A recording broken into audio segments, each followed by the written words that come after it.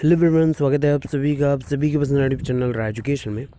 आज की इस वीडियो में बातचीत करेंगे 69,000 भर्ती अपडेट में कुछ इंपॉर्टेंट अपडेट्स की, जिनमें प्रमुखता से बात करेंगे। रिक्त पदों के लिए ज्ञापन की अनिवार्यता इतनी आवश्यक है कि जो रिक्त पदों पर भर्ती की आप एक आशा पाले हुए हैं, नवनियुक्त अध्यापक के तौर पर अपने आप को ट्रीट कर रहे हैं, उसके लिए ज्ञापन कार्यक्रम इतना ज़्यादा महत्वपूर्ण है जो आप अभी नहीं समझ रहे हैं उस चीज़ की।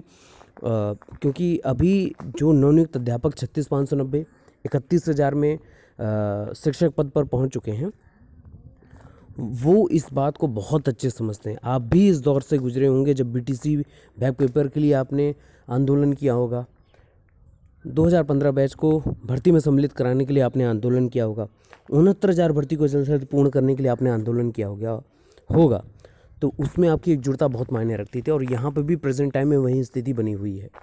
और इसको बहुत जितनी जल्दी हो सकता है संज्ञान में अगर आप ले लेते हैं तो वो आपके लिए बहुत ज़्यादा फ़ायदेमंद है। और मैंने कल भी बोला था इस बात को, और कई बार बोला है, आज पुनः बोलूँगा, लगातार आपको मोटिवेट करना मेरा कार्य पिछले इन 2 से ढाई वर्षों में रहा है। तो आज इस कार्य को मैं बदल नहीं दूँगा। मैं मोटिवेशन का कार्य करता रहूँगा, और तब तक करता रहूँगा जब तक आप खुद ही सेल्फ एनालाइज करके एकजुट होकर आगे नहीं बढ़ पाते हैं।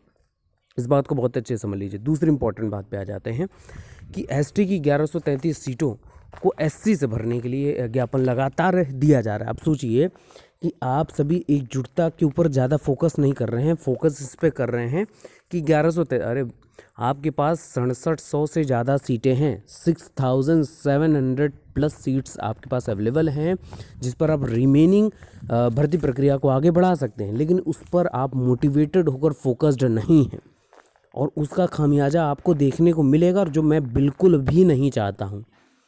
मैंने कल ग्रुपिंग की बात की थी, लोगों ने लगातार कमेंट किया। मैं अभी कुछ देर पहले सर्व कर रहा था वीडियो के कमेंट्स को, तो वहाँ पर देख रहा हूँ कि वो भी काम मुझ पर लगाया जा रहा है कि सर आप ग्रुप एक क्रिएट करिए लोगों को।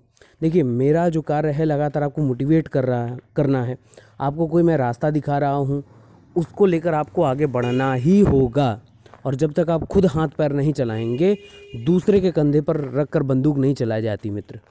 और अगर जो चलाता है तो उससे लक्ष्य की प्राप्ति नहीं होती है, जब तक खुद के बाहुबल से आप वो कारनामा ना कर लें।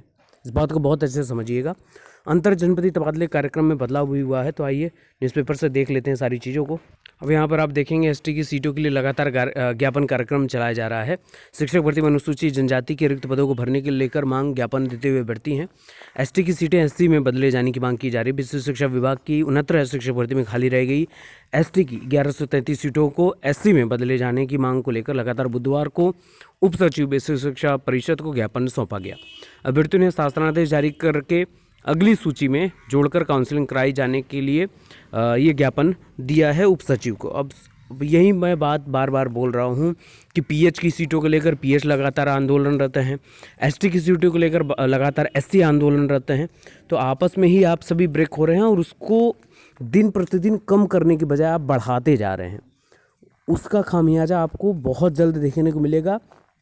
ठंडे बस्ते में सारी चीज़ें क्रियाकलाप चली जाएंगी, और आप ज्ञापन ही सिर्फ और सिर्फ आपस में ब्रेक होकर देते रहेंगे। उसका कुछ भी आपको हासिल नहीं होगा। और यही मैं बार बार बोलूँगा, आपसे अनुनय विनय करूँगा, आपसे निवेदन करूँगा कि आप स्वयं के लिए एकजुट रहिए। उसका आपको बहुत पॉजिटिव फीडबैक मिलेगा। दूसरी इंपॉर्टेंट बात पे आ जाते हैं। जो आपका स्थानांतरण को लेकर समयावधि थी, पहले 30-31 तक थी, 29-30 में छोड़ना था, और 30-31 में आपका ज्वाइनिंग का जो भी अलग शेड्यूल था, फिर वो रीशेड्यूल किया गया। 1 और 2 में हुआ कि पूर्व के जनपद से उनको छोड़ा जाएगा, और नए जनपद में 4 से 5 तारीख के बीच में ज्वाइनिंग हो जाएगी।